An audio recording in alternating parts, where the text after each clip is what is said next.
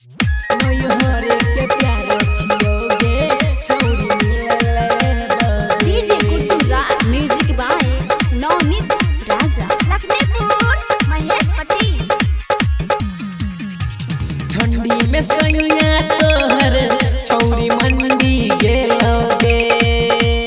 ठंडी में सैया तोहर छौरी मंडी गेलोगे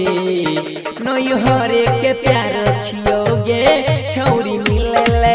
बगे नैहरे के यार छियोगे छौरी मिलले बगे डीजे गुड्डू राज नैहरे के प्यार छियोगे छौरी मिलले बगे नैहरे के प्यार छियोगे छौरी मिलले ससुरा में बो मिलले गरी लोग के तोहर सनेस गे वैष्णवी रिकॉर्डिंग स्टूडियो अखतवारा ससुरा में वो मिलले गोरी लोग के तोहर सनेस गे तोहर देवरबा पुस्तो से कोई है छिए भैया के दोस्त गे ठंडी में गरमी तोरा छौरी हमें चढ़े बोगे ठंडी में गरमी तोरा छौरी हमें चढ़े बोगे मधुबनी के छौड़ा छिए गे छौरी मिलले बगे दरभंगा के छौड़ा छिए गे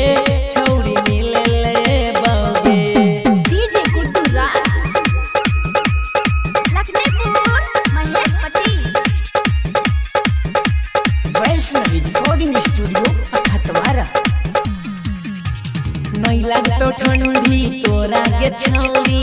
रह में पूरा गरम गे नहीं लगतो ठंडी तोरा के छौरी रह में पूरा गरम गे के राजा के सैया बनल मजा दे तो भरपूर गे चदरा में यदरा रोजे छौरी हमें मने बोगे चदरा में यदरा रोजे छौरी हमें मने बोगे नैहरे के प्यार छियोगे छौरी मिलले बोगे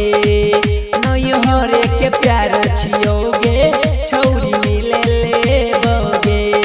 जब तक भतरा नहीं तो तब तक माछ भात खा लेबो।